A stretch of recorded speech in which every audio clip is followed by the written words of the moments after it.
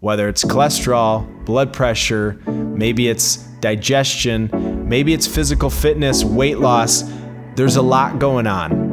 And if we don't pay attention to all of it as one, I think we really limit the potential that many of us have.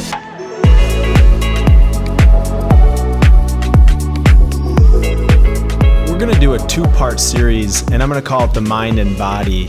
And what we're going to talk about in this 2-part series is I'm going to start with part 1, and we're going to discuss the body.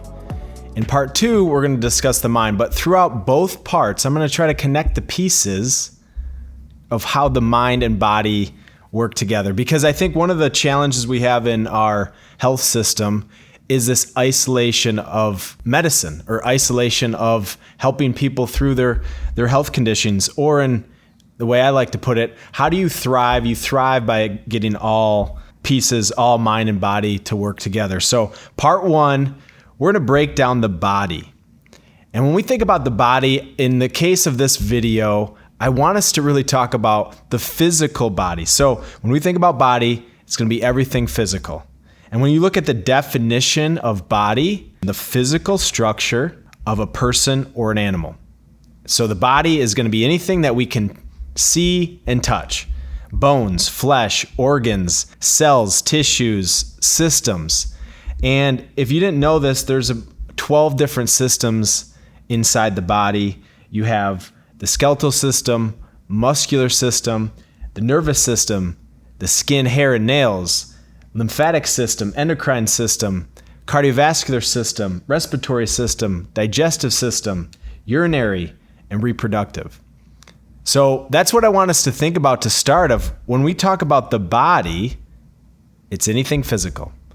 And this is where I think we get a little bit sideways of this isolation. Sometimes we don't connect the dots between how the digestion works with maybe the brain or the mind, or maybe the muscular skeletal system and the mind and the brain. And so I think it's becoming more common to talk about the mind-body connection, but I think we all have to step back when we're trying to solve some of these health issues to think about the mind and body and how they work together. But we're going to break these into 2 parts. And I was doing a little research, and it's interesting. There's 135 different specialties or subspecialties that a doctor can go in. Orthopedics, cardiology, radiology, sleep, eyes. This is also interesting.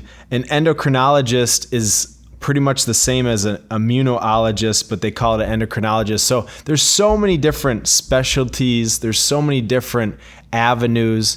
There's probably, any of these systems, there's probably a cancer-specific doctor for that. So when you think about medicine, it is very isolated. And in one part, that's good.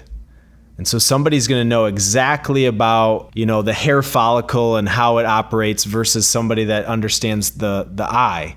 But as you know, the eye has a hair follicle, and so you see that there is some crossing over that's required. But in our medical world, we try to get as isolated, as specific as we can get, especially as more of these conditions, I think, get a lot more challenging.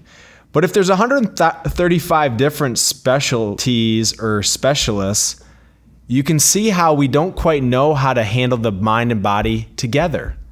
Where would you go for somebody that just wants to connect all the systems, all the properties in a thriving way? Doesn't really exist. And I think this is sometimes how we get sideways. So if someone comes to see us and maybe they're having physical digestive issues, we got to know a little bit maybe about the brain and how that plays a role in digestion. Or maybe somebody's having trouble sleeping, but again, do we talk about how the brain is operating? And so this isolation can be good, but in my opinion, it also can limit us from maybe exploring some potential for how the mind and body can operate. And so the real genesis of this conversation, especially with the body, is the body is always talking to us. The body is always giving us cues and clues and signals. The key is, are we listening? Now, for the sake of this 2-part series, the mind and body are always talking to us, especially the mind. But again, I don't think for many of us, we listen like we can to get the outcomes that we desire. And so these are a couple of things I want us to kind of break down. If the body's always talking to us, what does that really mean? The energy, your energy. What is your energy level like? Is it low? Is it high? Is it up and down? This is a cue, this is a clue telling us how the body is functioning. Or our skin, this is a big one. Your skin is telling you what's going on physically. Is it dry? Is your hair growing? Are your nails growing? Are they brittle? All this stuff, the skin, the hair, the nails, it's talking back to us. Pain. This is probably our biggest limiting factor. We don't like pain. And one of the 6 vital signs, if you watch the documentary on Hulu, Dope Sick, is pain is the 6th vital sign. And we try to avoid pain at all costs. And this isn't a podcast around pain, but pain actually can be a very good cue to make a change. For example, if my knee is constantly bothering me and all I do is take an anti-inflammatory to relieve the pain, I'm probably not going after the source of the problem. So pain, the nervous system, is a great indication to talk back to us. Strength. I think this is an overlooked thing. What is your strength like? What's your flexibility, range of motion? Paying attention to these things. I hear all the time, well, as I age, my strength gets worse. Doesn't have to at the rate for most people. Digestion. This is probably one of the things that we're starting to see more people be aware of. If you're not paying attention to it or you're masking it, that can be one thing that really we want to pay attention to. And what I'm going to get into in the mind, especially when we're talking about the mind, is your digestion is the second brain. And so that communication, that connection actually sends signals to the brain.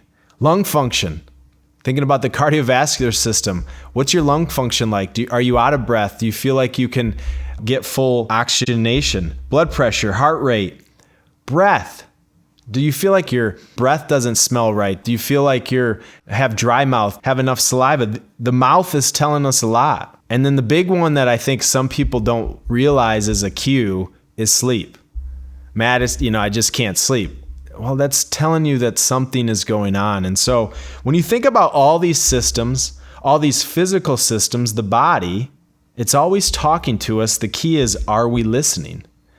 And when we talk about the mind-body connection, we also have to realize if we're not paying attention to the whole body, then we're not going to be able to solve or prevent or go after the source of many of our issues. Whether it's cholesterol, blood pressure, maybe it's digestion, maybe it's physical fitness, weight loss. There's a lot going on. And if we don't pay attention to all of it as one, I think we really limit the potential that many of us have.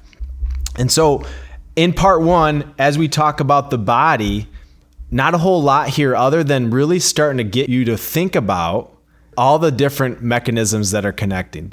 They're communicating, they're signaling, they're giving us cues. And this is what makes me the most excited about health, is that the body actually gives us some answers. The key is, are we listening when those signals are coming our direction?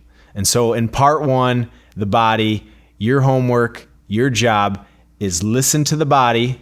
And the key is it will give you the answers for what are some of the sources of the problem.